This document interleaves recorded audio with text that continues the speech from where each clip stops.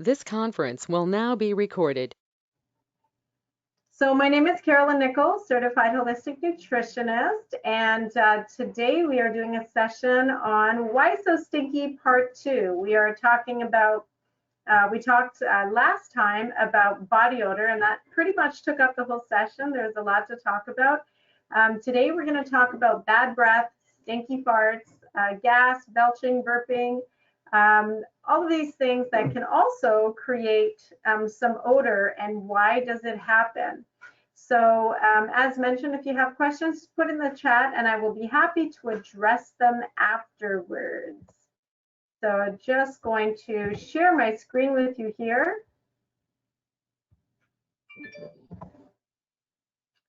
And let's talk about it. Why So Stinky Part 2? What is going on?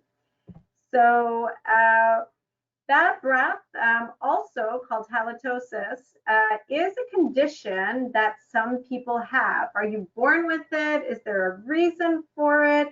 So some people have everybody at times and sometimes can have bad breath. But I guess the question is really, is this a chronic issue? Or is this something that's just happening once in a while and you can pinpoint it because of the food that you're eating, or something that you've done or not done, like haven't brushed your teeth? But let's go through some of the understanding bad breath. So all in all, I will tell you that bad breath is generally equal to bad health. There is something going on inside the system, unhealthy, to create this odor. And this is what we talked about last week when we did the session on body odor. Odor generally doesn't have a smell, or your sweat generally doesn't have an odor.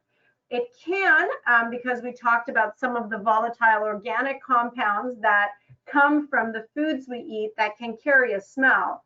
But generally, it's not, our sweat doesn't have a smell. And if it does, where is that coming from? So same thing is that our breath should not have a smell. Amazingly enough, all the process of how foods are digested and all the acids going on in our system, your breath coming up through your esophagus, out of your mouth, out from the lungs, should not have a scent.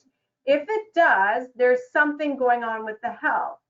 And generally speaking, and we're going to talk about it more, generally speaking, it's your VOSs, which is your volatile sulfur compounds. That's what carries this odor for your breath. It's the main reason for the smell found in your mouth. It's mostly on the tongue and in your GI tract. But understanding that most of the time, not always, and we'll unpack this a bit, bad breath can come from the bacteria that is found in the mouth. But I want you guys to understand that scientifically speaking, bacteria found in the mouth reflects the bacteria found in the gut. So if you have unhealthy bacteria in the mouth, you probably have unhealthy or the same type of unhealthy bacteria in the gut.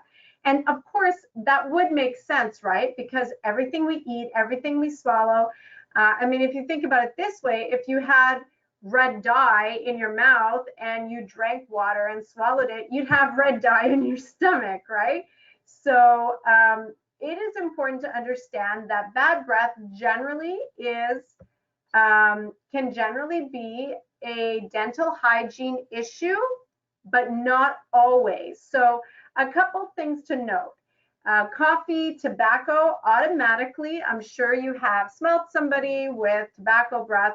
And here's the thing about bad breath, is that bad breath causes a lot of stress. Now, there are some conditions where people face that they believe they have bad breath all the time. So there's constant brushing, there's constant flossing.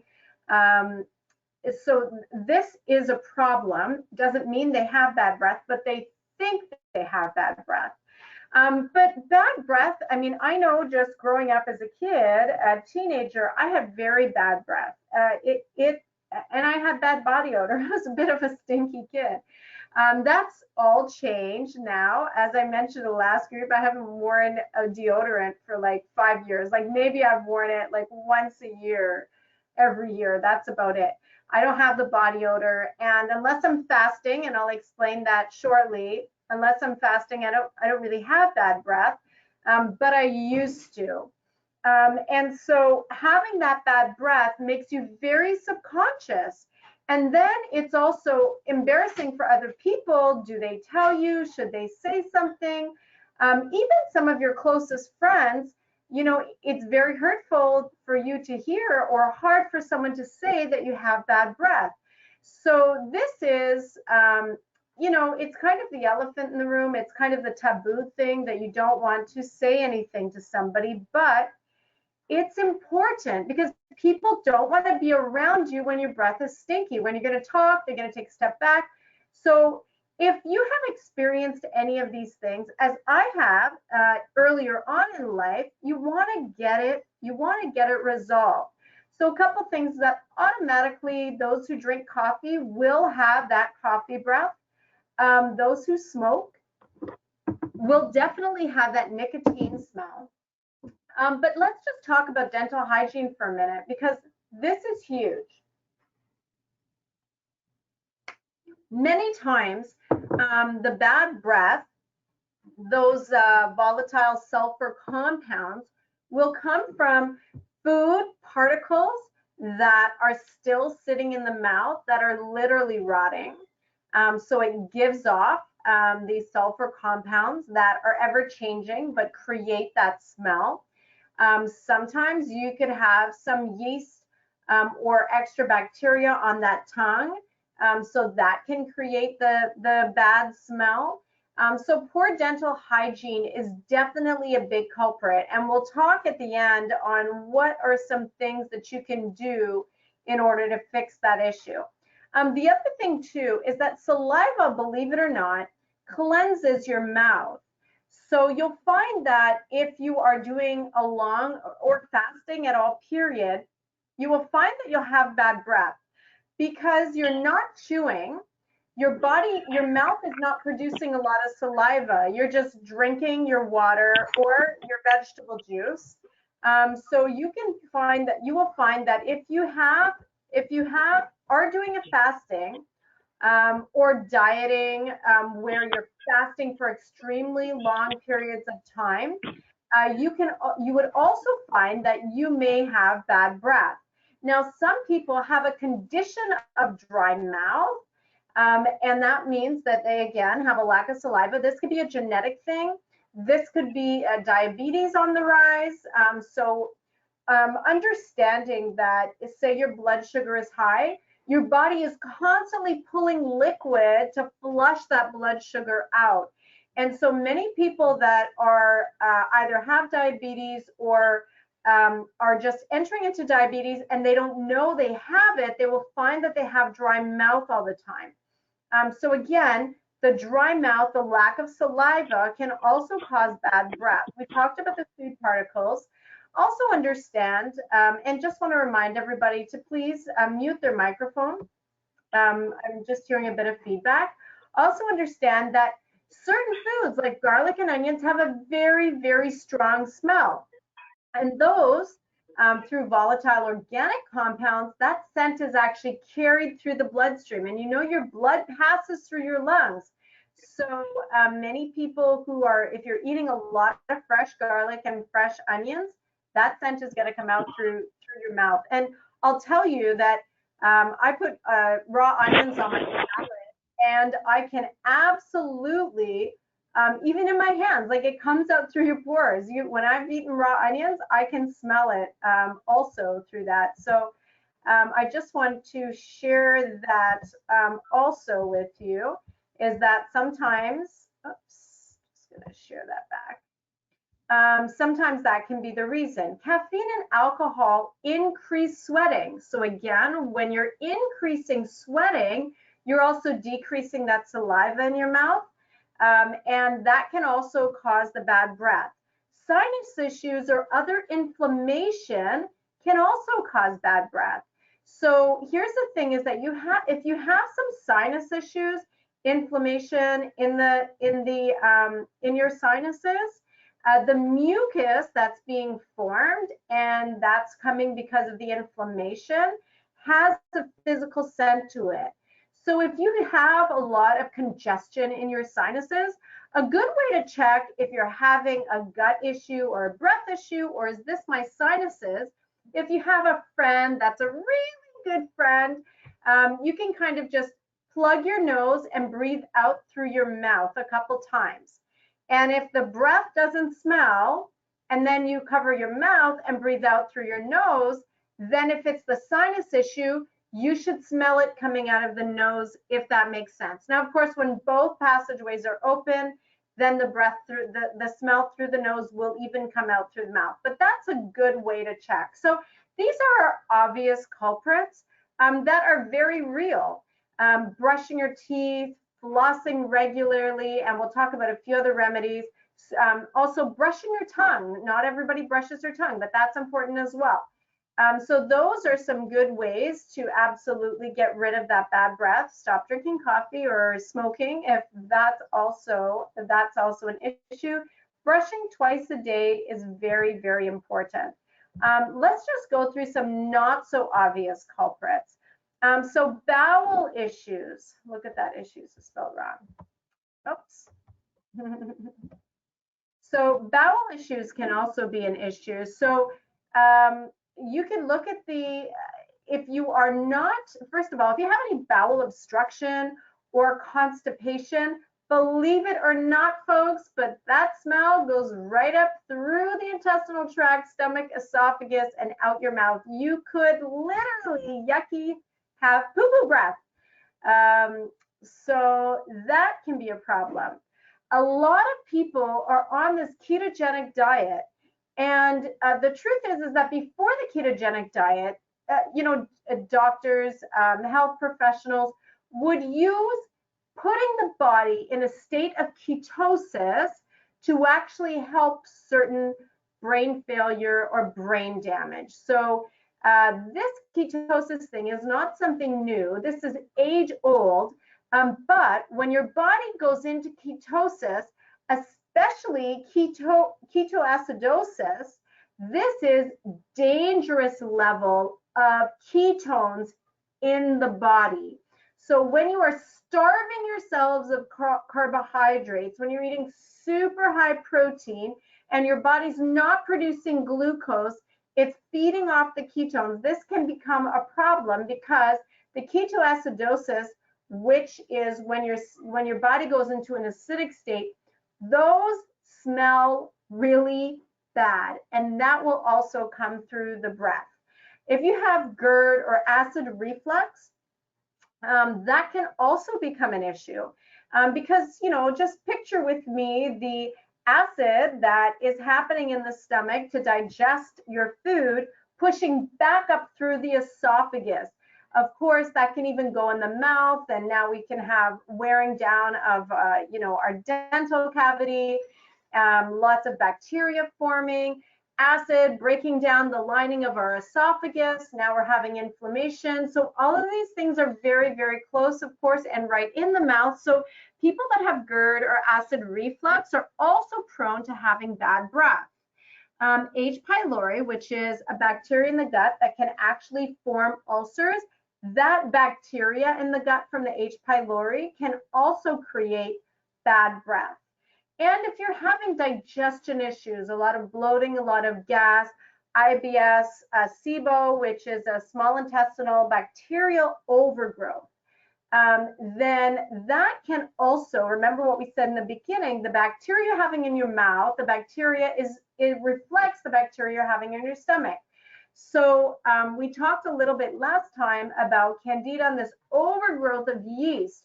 So understand that everybody has a level of candida and it's safe in the body.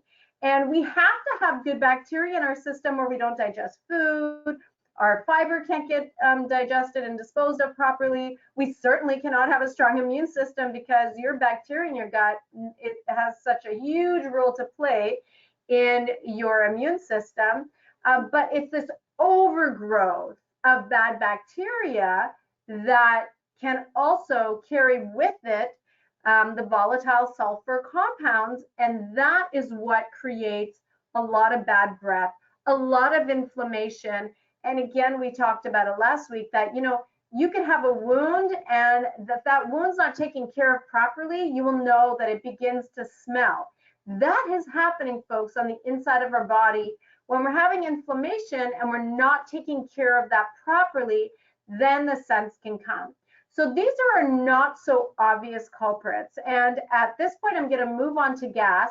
But if you have any questions about breath, bad breath, that we're talking about, just put that in the chat now in case you would forget, and then I'll address it afterwards. So let's talk about passing gas. And this can, of course, come from both ends of the body, as you know. So gas or flatulence basically can come from the stomach, or it can come from the intestinal tract. Now, if it's coming from the stomach, it's going to result in burping. If it's coming from the intestinal tract, then it's going to result in your passing gas or farting.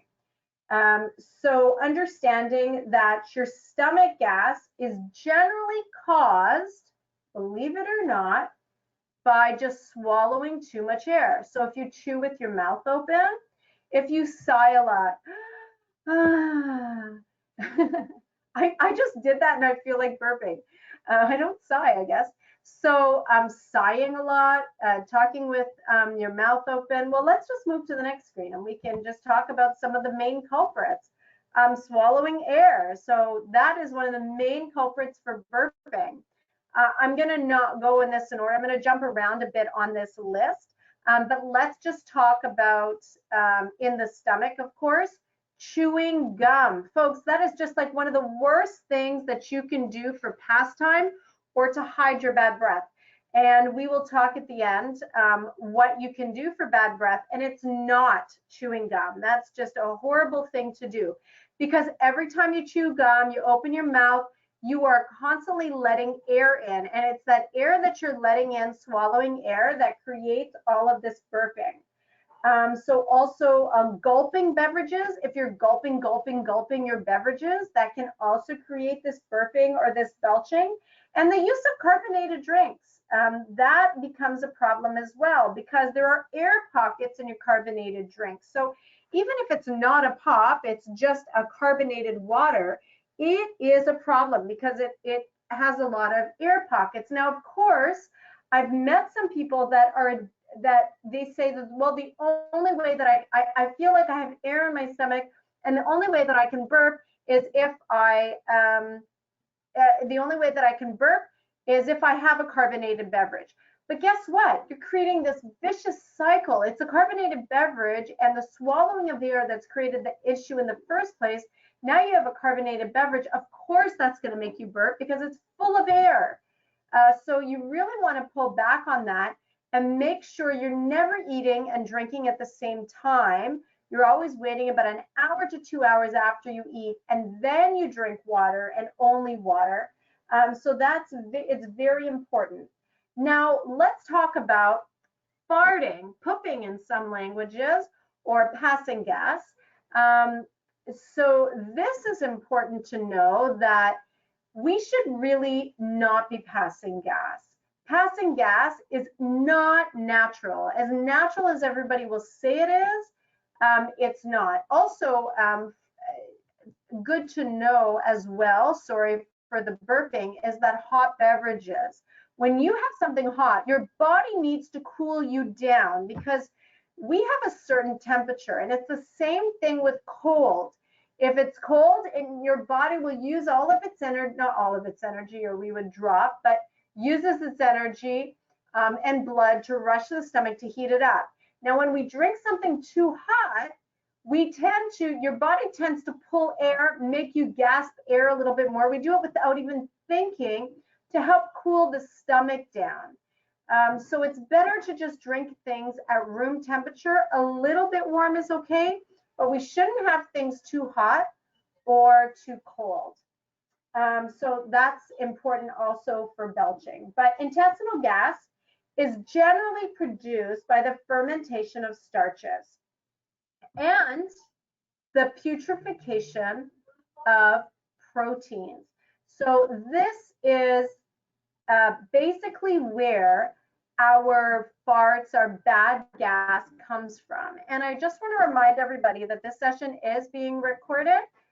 So I love that someone has their camera on, but I just want to make sure you're okay with being on candid camera. So also, I want you to know that your body contains about 3 ounces of gas, naturally contains gas through the bacteria that's forming in the system.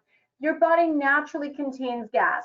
So, but this kind of gas is needed and useful for your system. It's when you and I have starches, sugars, or fermented proteins that we end up with extra gas. And that extra gas can create that putrid.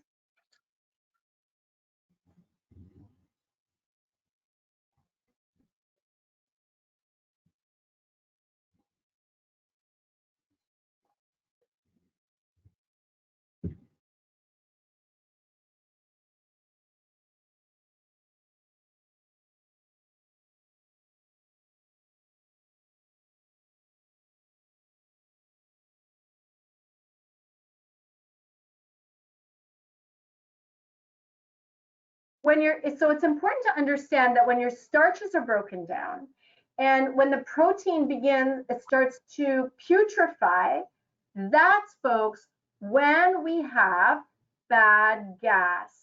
Now, it's mostly carbohydrates and sugars. So the refined carbohydrates, so we're talking about not necessarily potatoes, but potatoes can do it too.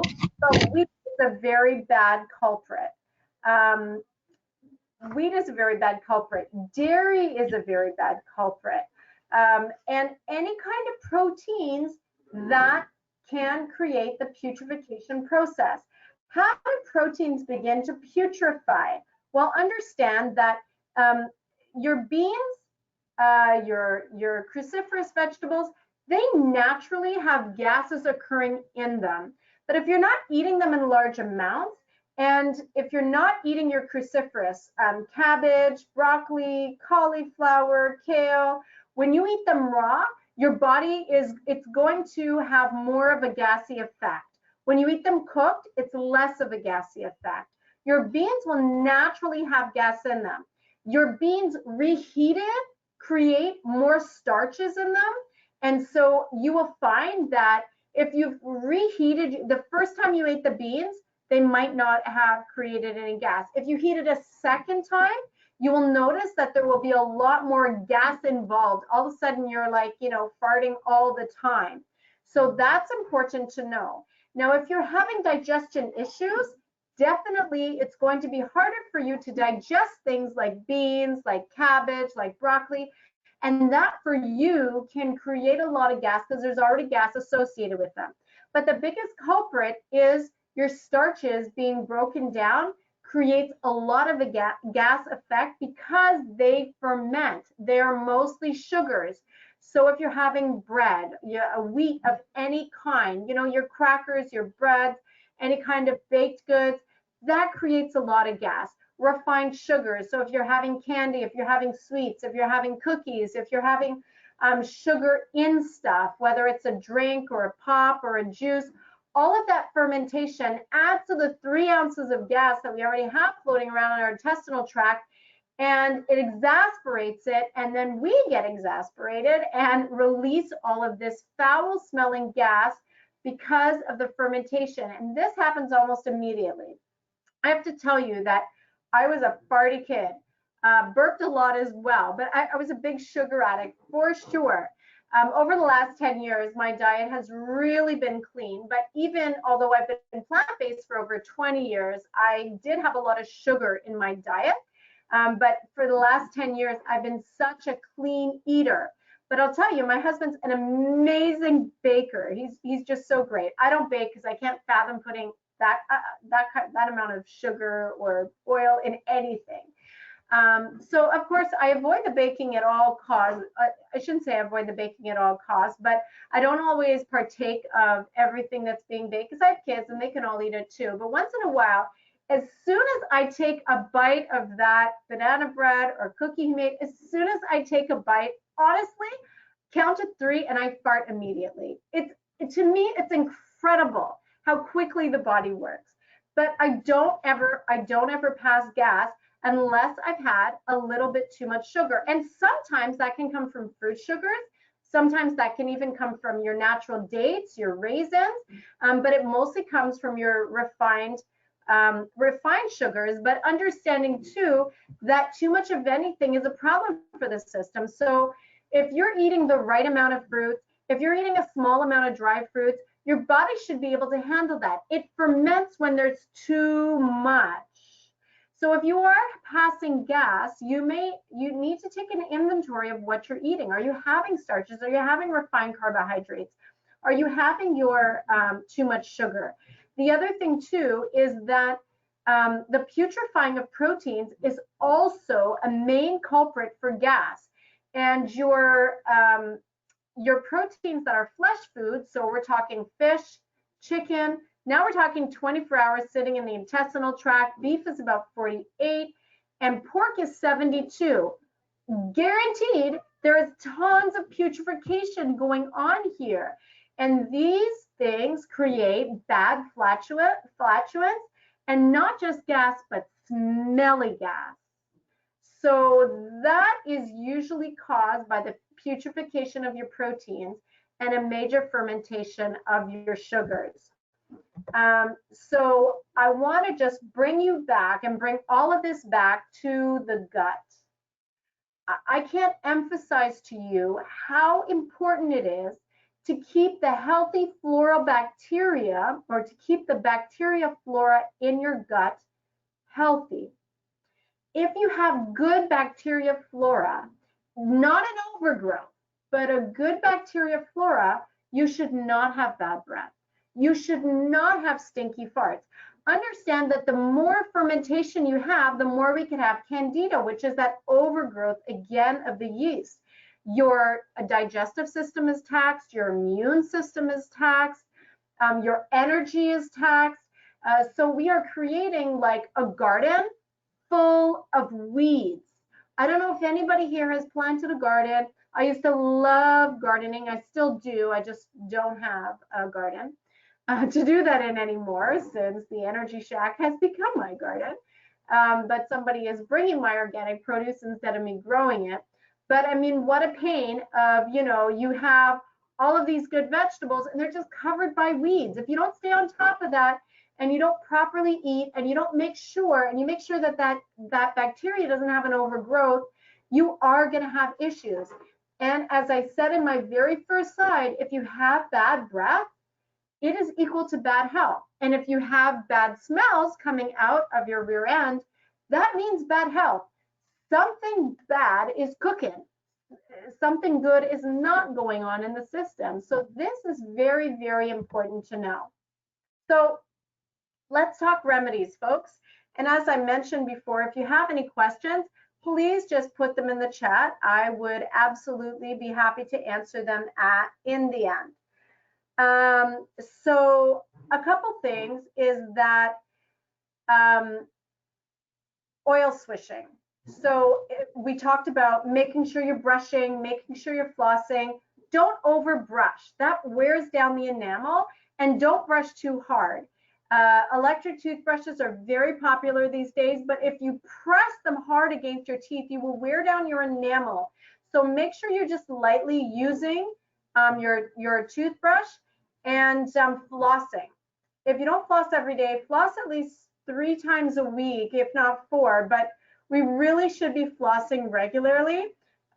So that's important. Oil swishing is another great way because many times we have tooth decay, we have gum disease, we have a lot of heavy metals going on, and oil swishing can actually heal a lot of that. So if you've never done that before, basically what you're doing is putting a tablespoon of coconut oil in your mouth, don't swallow it, And now you're just swishing it around in your mouth without stopping for 20 minutes. And don't spit it out into the sink. It can clog your sink. You're spitting it out into the garbage, but never swallow it. It's got a lot of bacteria in there. Activated charcoal, believe it or not, actually absorbs gas in the body. So if you are having a lot of gas or you're having kind of a gas attack, you can just take an activated charcoal tablet. The other thing too is if you are suffering with gum disease, you can do the same exact thing as oil swishing, but you can use just a little bit of activated charcoal, and you wouldn't need to go 20 minutes. I would just go about 5 or 10 minutes. Chlorophyll, folks, absolutely purifies your blood. So when you can have food with chlorophyll in it, and if you don't know this, chlorophyll is the blood that runs through plants. So that's why, wheatgrass is so high in chlorophyll. You can buy just chlorophyll, parsley, and chlorophyll is what's in our breath mints and stuff. It has that minty flavor to it. But parsley is super high in chlorophyll. So if you think you had some garlic in your lunch, or you think you had some onions in there, fresh onions, if you just chew on some parsley, barley is actually a good source of chlorophyll, barley greens. But if you just chew on some parsley, that can also help. That chlorophyll can help to cleanse the palate, get rid of any of that sulfur smelling volatile compounds as well. And if you are suffering from halitosis and you've changed your diet and it's still there but going away, you could start drinking chlorophyll first thing in the morning. Myrrh, if you can get essential oils and put a little bit of myrrh on your toothbrush, that also helps to take away bad breath. You can do some swishing with sage, so that you can make some sage tea and swish that around in the mouth. That's also been known to do a good mouthwash. Grapefruit seeds. So if you chew on grapefruit seeds after you've had some garlic or onions, or if you think you have bad breath, you chew on those seeds. Don't swallow them, folks. They are almost not digestible, but just spit them out. Also, I don't know if you guys have ever chomped on a grapefruit seed, but it tastes very pungent. But if you just spit those out afterwards, I used to keep grapefruit seeds in my freezer at home because like I said, I used to eat a lot of fresh onions, and fresh onions are so wonderful on your salads. But when I would do that all the time, I would just take some grapefruit seeds or fresh garlic, which is so wonderful. Again, that can help. Now, if you are having a lot of gas in the stomach, immediate trick is just get a heating pad or a hot water bottle and literally just lay on it on your stomach. That will push the gas out from the stomach. You'll either burp or you'll start farting. And the heat will create that gas to expand, which may not feel good immediately, but because it's expanding, it's gonna find a way out. So that heating pad trick works so wonderful. You can also drink a peppermint tea, which is really good, and an anise or a fennel tea really helps if you're having gas issues. Garlic capsules are also very wonderful. They've been known, or just having garlic has been known also to get rid of the gas. So those are just some natural remedies that I'm happy to share with you. And if I could tell you now, just a reminder that if you are not on our membership program, I share these natural remedies in a lot more detail with all of our members, where they get the full set of the video. It's only $10 a month. So if you would like to have more natural remedies, just go to our website. I'll show you at the end, and you can just subscribe for simply $10 a month. So folks, the other thing too is that dehydration creates bad breath.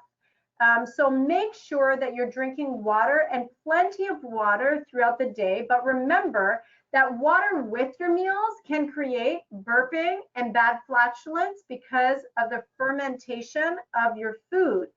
As well, drinking water while you're eating dilutes the stomach enzymes, which can, in the end, by having dysbiosis in the gut, an unbalanced amount of the proper acids, bacteria overgrowth can happen. And then we're back to bad breath as well as your flatulence. So it's very important that you are drinking water and only water between your meals. I'm taking a water break, one sec.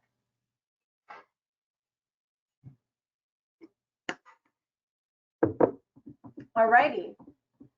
And having a proper diet is so important. In the morning, if you can, and I'm just going to briefly go over this, is that it's extremely cleansing and very healing to have just a glass of warm water, not too hot, with some lemon in the morning. Of course, if you're having tooth enamel issues or acid reflux or GERD or some sort of digestion issues where lemon irritates, just do a glass of water. You don't have to do a glass of lemon water. Healthy bowels are so important. You want to make sure that your bowels are emptying, because if you have a lot of backup of bowels, you have a lot of fermentation. And as we talked about in the beginning, that bowel obstruction can create bad breath. Your breath can actually smell like poo. So you want to make sure that your bowels are emptying. And the best way to empty your bowels is to have a diet full of fiber. So make sure your breakfast is made up of 2 to 3 cups of fresh fruit. And after your fresh fruit, with whatever room you have left in your stomach, have some healthy, and I would say gluten-free grains. Barley is not a problem. Rye in its whole form is not a problem, but most rye bread is made with wheat. So it doesn't have to be gluten-free, but make sure your breakfast is wheat-free. And you're sweetening it with not that many raisins. That will cause some flatulence, I'm sure, but some dried fruits rather than sugar, because for sure the sugar on top of your grains, that's going to be too much, and you're going to have some fermentation in the stomach gut. So after you've had a big bowl of fresh fruits, followed by some sort of a breakfast option that is wheat-free, maybe a handful of nuts, you would wait 1 to 2 hours and then drink water and only water until you felt hungry again. When you were hungry again, you would have a nice big leafy green salad, fill your body up with this salad. And I want to put a disclaimer here, because if there are some people that are having digestion issues, whether that's IBS or Crohn's or diverticulitis or anything like that, salads could be irritating for you. So after your salad, then you're going to make sure that you have some sort of a plant-based meal option right after. And of course, the rice on that plate is a brown rice in my vision. But make sure, again, that you're not having white rice and white bread and couscous. All of these things are they're wheat derived or are going to turn to glucose very quickly in your system, and that will create the gassing as well. And again, your beans, once cooked, it's not a problem to reheat your beans. That's not a problem. I'm just saying that the starches are increased, and so reheated beans could cause some gas. And if you want to get rid of the gas completely from your beans, the best way to do that is to pressure cook them. Not crock pot and not on the stove, but pressure cooking your beans almost takes the gas away, almost all of it. And of course, your cruciferous, as I mentioned, if you want to have cabbage or kale or broccoli, don't eat those things raw. Eat those things cooked. That also produces less gas. After you've had a nice big salad and a main course for lunch, you would then drink water and only water until dinner, and dinner is just a warm herbal tea in the evening. And I also want to let you know that if you, I will go to the chat now just to answer some questions.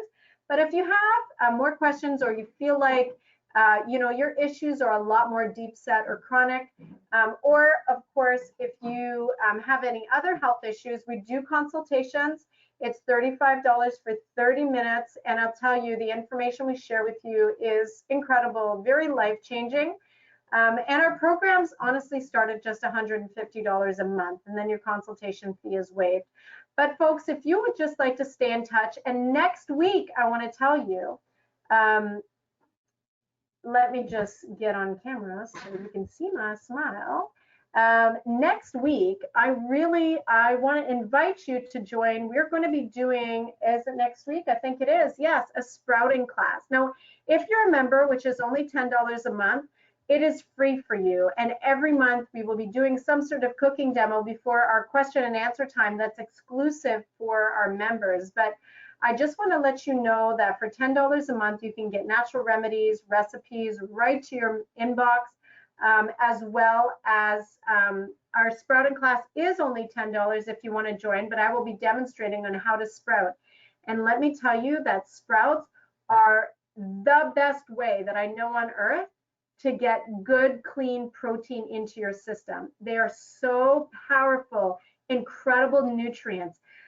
For me, adding sprouts to my diet was literally life-changing. Like it brought my health and my weight training to a whole new level.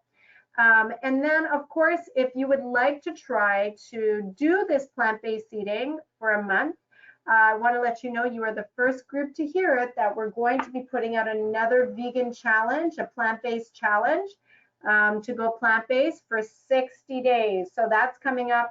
And if you don't think you can cook that way, wow, doesn't Delectable Dishes do such an awesome job making meals? So you can just get in touch with her or just jump to our website. And of course, we would be happy to set up a consultation or just answer your questions. So that being said, at this time, I am going to answer a few questions. And I know some people came on late, so they didn't hear the first part of the bad breath and pooping, farting. So hopefully as we go through the questions, I'll be able to answer them. And feel free to throw them in, because for now, for the next 10 minutes, it is question and answer time. And please keep your questions to this topic. If you do have a lot of questions for other health issues, then that would be like something you'd sign up in the consultation. Or if you're a member, of course, we have a free question and answer time for you coming up next week. So gas can be very painful. Why is it that sometimes the body will not pass it? So there's a couple reasons. There could be an obstruction. So there could be bowels in the way, and that's a lot of the times the reason. And the other thing too is that sometimes the gas that's caused is, I would say, not a large enough area. The body, through peristalsis, that's the natural contraction it does to move things through the GI tract. Sometimes what happens is that the peristalsis can't get that out. So that's why, because maybe it's in a concentrated area, but it can be very painful. That's why I really recommend you put the heating pad, because the heating pad will cause that gas to expand and then move. So heating pad and then lying on the stomach can also help with that. I mentioned also that sighing can cause gas. What causes a person to sigh in the first place? Honestly, it's just bad habit.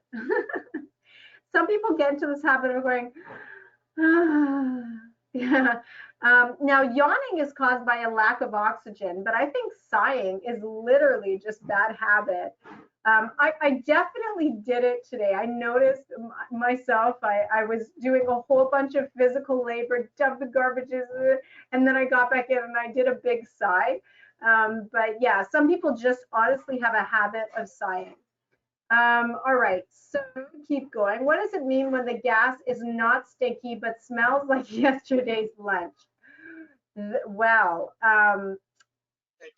not stinky. I would say yesterday's lunch is probably smelling bad. If it's not stinky, I would say that it hasn't fermented. So it may not be caused from sugars, but possibly just the putrefaction of proteins. That could be what you are smelling. If you eat raw vegetables with your warm meal, could that produce gas? Not necessarily, but I do highly recommend that, first of all, you check what raw vegetables you are eating. If you're eating raw broccoli, raw cauliflower, those produce gas, whether you have it with or without your meal. But the thing is that if you have the salad first, and the cooked meal afterwards, that salad has a lot of enzymes in it. So that helps to digest the cooked food. So yes, in some Right. way that could create that issue. But I would say No. for the most part, I would say that it shouldn't be a problem to have some raw food mixed in with your cooked, but you still want to have most of your raw food first. Another question is, should fruits and vegetables be eaten at different meals? Oh, absolutely. We recommend highly that you never mix your fruits and vegetables together because they digest differently, and especially eating fruits after a meal can create a major putrefaction and fermentation process problem, which can create that gas and that burping as well, but the fermentation in the stomach gut. So fruits with some sort of gluten-free grains for breakfast, and then a salad, vegetables with cooked vegetables, beans, or whatever for lunch. Now, me personally, I have my salad for breakfast and my fruits in the afternoon. So it doesn't matter which meal you have when. What matters is that they're spaced about 5 to 6 hours apart. So you should be eating enough at a meal that you're not hungry for the next 5, 6 hours. And only drinking water between those meals. So the next vegan challenge, dun, dun, dun, dun, I'm not telling you the date, but it's coming up very soon, sooner than I can believe. We just decided on it yesterday. We were talking about having it a little bit later in the year, but I think we are going to go have it sooner. So just look out. We are going to have another vegan challenge, and this time it's going to go for 60 days, 60 whole days, and it's coming up real soon. So we'll let you know. Don't worry, you won't miss it. Is basmati white rice not good? No white rice is good for you. There is such thing as a brown basmati, so that's okay. But understand that whenever if you're having white rice, that means that what we've done is we have taken the fiber from the rice and we have polished it off, and now we are having just the sugar. So that creates a lot of gas and bloating. So white rice, period, should not be consumed. Basmati rice can still be found in its brown. How about a lot of gas, air in the stomach that causes a lot of bloat? Yes. So Tammy, I don't know if you were here in the beginning, but we talked about the gas. There's gas in the stomach, and then there's gas in the intestinal tract. So the gas in the stomach, just to recap, is that generally from getting too much air. So either we're chewing with our mouth open, or we're taking gulps. We're taking gulps of water when we're drinking. We're sighing a lot. We're getting a lot of air. We're chewing gum. Those things can cause gas in the stomach. And that can create a lot of pain in the stomach. And so gas in the intestinal tract is usually created. So one is for belching, the other one is for farting, and the one in the intestinal tract in the colon, that's the one from where food is digesting and fermenting and putrefying and causing not just bad gas, but also can cause bad breath. So folks, it looks like I've answered everyone's question, and it's 8:24, so we did good timing. If anybody has any other questions, I would be happy to answer them. And just a reminder that if you are not part of our subscription program, you can get free question and answer time with a nutritionist once a month, and you are invited to our cooking demos absolutely free as well. So if you would like to know how to sprout or more about sprouting, just go to our website. It's right there. It's $10 for the class, free if you're a member. And next Thursday, I'm going to show you how to make incredibly nutritious, high in protein, especially for those on a plant-based diet. And me, I'm mostly on a raw diet. So being able to being able to get amazing raw protein is so incredible. And I'm going to show you how to do that. So how long before a meal should I stop drinking? So you're drinking water, drinking water, drinking water, and now you're saying, woo, I'm hungry, it's time to eat. You wait about 15 to 30 minutes, and then you can start eating. And thank you, Suzanne. You can just go to the Energy Shack Juice Bar website, and you can check there for the sprouting class. You can join to be a member there. Lots of good options. Anybody have any other questions for us tonight? All righty. So it sounds like we've covered it all. So here's to you. Now you know how to stop farting, how to stop belching, and you don't have to worry and run for cover because your breath is bad. Because now I've showed you how to have good breath and no stinky farts and no burps. All right, guys. So here's to a gas-free evening. Have a good night.